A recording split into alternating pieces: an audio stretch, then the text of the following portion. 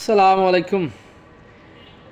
Hello guys. Hope that all of you are well. So those who want to learn English, I will tell you some tricks and technique.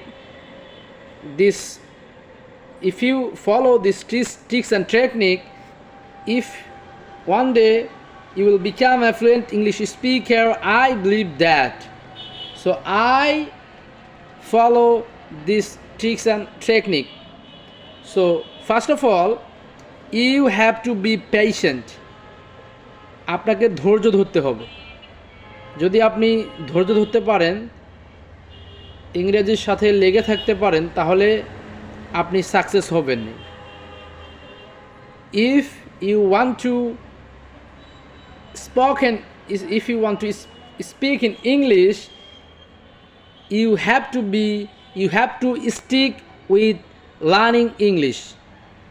Have you got it my point? So okay, and this is the two thing I told you. Just you follow this two thing, inshallah you will become a fluent English speaker. I truly believe that, because